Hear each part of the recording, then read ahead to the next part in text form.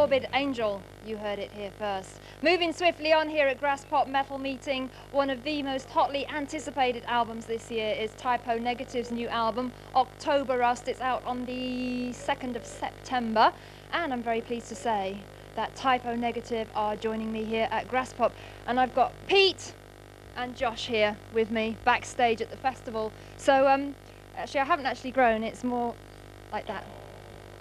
So just to start off with, guys, you're actually here at a festival and you've been playing a few shows around Europe at these big festivals. Do you actually enjoy playing at events like this?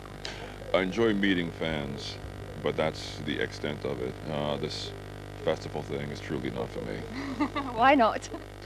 I'm a person who thrives on a schedule, and when you play festivals, you don't know when you'll be bathing again or showering again or able to make a phone call.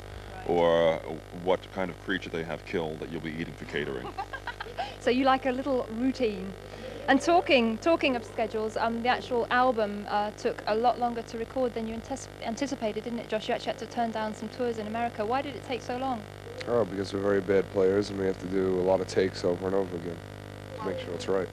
I'm sorry, but I can't believe that. What happened? We didn't even know the release date was September 2nd, so thank you for telling us. My pleasure. We had heard it was August 19th, but then again, the band is always the last to know, as you know. Well, I have checked and it is the 2nd of September. So, you know, this was a very long process for you making this album. Is it akin to giving birth with a long labor? It's like an abortion. I would think more than anything else, not really a birth. And it's a very slow, painful process. Right. Yes. Okay. Because some of the songs on the new album, they're up to like 10 minutes long. How was it to... Those are the dance mixes. Right. But how was it to walking that fine line between kind of being self-indulgent and making it work? Because it seems to me that a lot of the songs have songs within songs kind of things, a lot of different arrangements and whatnot. I think a lot of them are typical Typo Negative epics, you know, 10 minutes, 5 songs. We just make ourselves happy and whatever happens. Hanging out with the orb too much.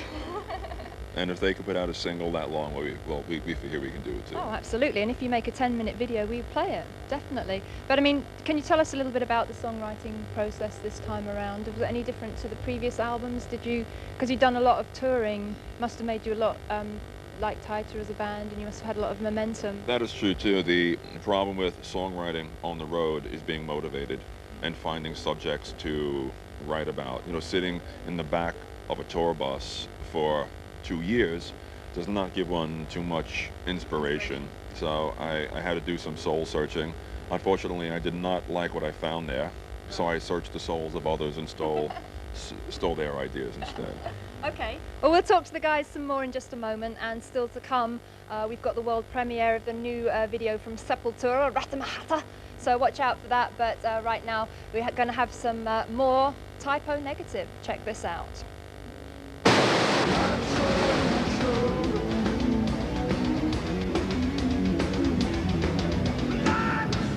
Hi, this is Steele of Typo Negative.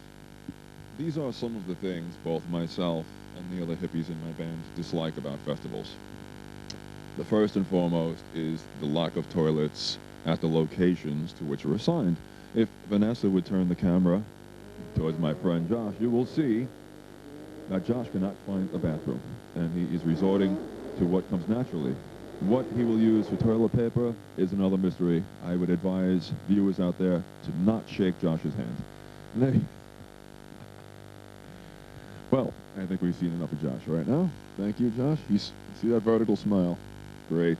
Here we see some of the members of Typo Negative with Mr. David Vincent. Now keep in mind, it is 8 o'clock in the morning here, and they're having beer for breakfast, of course beer for lunch, and beer for dinner. There's Kenny, or is that a urine sample? I'm not quite sure, but at this point I don't think he knows the difference either. The third thing we hate about festivals is the lack of drugs and inability to find any. We were just wondering where we can find some drugs. Hey. I figured we got the police. You must have all the drugs locked up in the truck. Yep. Nick, nothing. Nothing. No. You have not confiscated any drugs from the fans? Nope. Nope. Thank you very much, then. This is a rare exception that the food today was actually very good. I could identify the meat. It looks like it used to be chicken, perhaps a pig at one point. Not a mixed creature, but two separate ones. There's the barbecue, yep, and pork chops. As you see, very, very clean silverware. Perhaps only used once or twice, only today already. The last and final problem of festivals is finding the band before the performance. Now we are on our tour bus where we've been for the last week. And as you see by the height of the ceiling, it's not a comfortable situation for me. I believe that the bus was designed by people under 1 meter tall. So now I'm going to rest my ass on the seat because I've hit my head 17 times already this very day. We are searching for Kenny in the woods. I have my supply of vitamins here. That's usually pretty cool. Hold on a sec. It's a lot of fun going through customs with this. And from time to time, you may get someone who actually pops one of these into their mouth to see if they're full of cocaine or heroin or some other shit like that, which of course they're not. They're just very expensive but legal chemicals. Excuse me, brothers. Have you seen Kenny from Type O Negative? No, has not been arrested or? No. Oh, so you must all be very safe and very careful. So make sure you use these. Excuse me, brother. Have you seen Kenny from Type O Negative? How's that? Have you seen Kenny from Type O Negative? No, I haven't. Okay, thank you, man. All right. The only other stuff I have left in here is deodorant and shampoo, Prozac. I'm not gonna show you. Excuse me, brother. Have you seen Kenny from Type O Negative? No. Excuse me, one more time, please. Thank you. I think you've seen enough. If you want to take a walk and see the bunks, that's up to you. But they're smelly and dirty and dark and dank. So maybe we should just leave that to the imagination. Kenny, it's time to play the show. Shall we go? Yeah.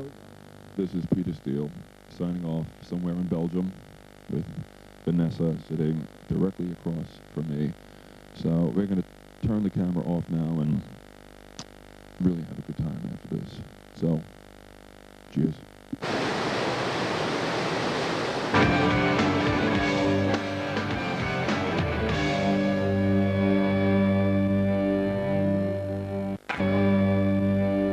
Back with the final part of Headbangers Ball, coming to you from the Grass Pop Metal meeting, and the marquee stage was headlined by Type O Negative, and I've still got the guys here, and it's our first interview with them about the new album October Rust.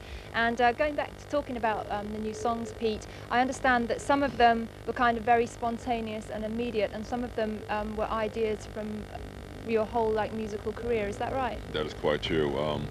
Our first single, our first video off this album, My Girlfriend's Girlfriend, was written in about 5 minutes in Josh's house while he had to go use the bathroom.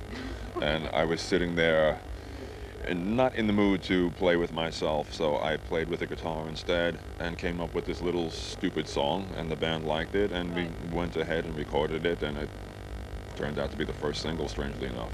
Because you produced the album with the band, didn't you, Josh? How is it for you to kind of keep objective when you're working so closely together and there's not a third party there to give their kind of out their opinion? I think it's the same thing, because no matter what you're producing, if you don't love it, you should not be producing it. So it really doesn't make a difference to me. You're really happy with the way everything's turned out? I am never happy. I am less miserable. I like that. I'm glad to hear you are less miserable, because you should be very proud. What I've heard, I really, really like. And I would say that it's a very sensual album, very epic, lots of kind of soundscapes. Is that a good description? I would say you hit the nail right on the head. I'd like to hear that. Well, can we hear a bit more about it from you? Exactly what would you like to hear? I mean, there are a lot of different things about the album, so we must focus in on one of them. Okay, well, people in Europe haven't heard it yet, so what do you think are the 2 or 3 standout things about it? Well, I think it's more layered than our last album. The songs are a bit more commercial, but I don't think that we sold out. Right. You know, I think they're a bit more memorable. I think the packaging will be quite beautiful as well. Summer breeze, she makes me feel warm. The jasmine in my mind.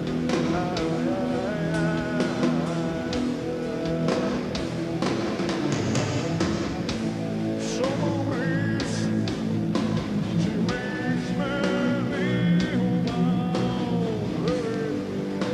The jasmine in my mind.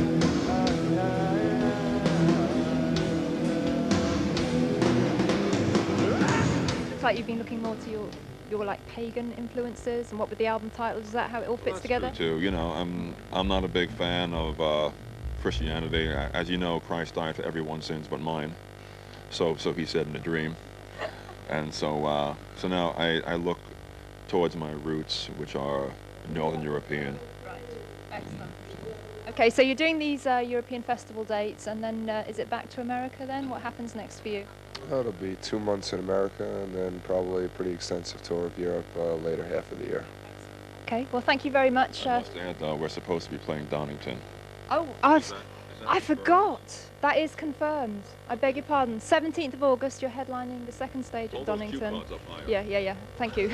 So how do you feel about playing at that festival? Because that is the prestigious event. Yeah, we don't get to go to England too often, so any chance we have to go there, even to fly over England, is an honor. So we can look down and wave to Maggie. Right, absolutely. Yeah. But I know it's a little early for a Christmas present. I found this. Well, you don't celebrate Christmas, do you? No, I don't. But I know that you're a Christian woman. I found this rolled up in a ball under the bus in the mud, and I figured, you know, Vanessa would look very, very nice in this. So I washed it by hand myself. Really? Yeah. This is from me to you. Wow. Well, do you know, funny you should give me this, because I've actually been looking out for one of these for a long time. So thank you very much for And that. if it doesn't fit, it makes a nice rag to wipe the camera lens off with. Fantastic. Well, that was very remiss of me to forget about Donington, so thank you for reminding me. And we shall be talking to you there. So thanks very much. Lovely to see you guys, and good luck with the new album and everything. And might I add, you look beautiful today, as usual. thank you very much. Well, coming from you, that's a major compliment. She says that to all the boys. All right, well, that's it for tonight. I'm going to see you next week with all the festivities from the Kerrang! Heavy Metal Awards in London, so you can watch out for that next week. And we're finishing tonight in a fantastic style, because we've got the world premiere of the new video from Sepultura, and this is an animated video, and it has been said that it's pretty scary, but I didn't find it so. So we'll sign off from Grasspop Metal Meeting and Typo Negative with Sepultura, Rata Mahata, and watch out for Typo on stage at Donington. See ya God save you. next time.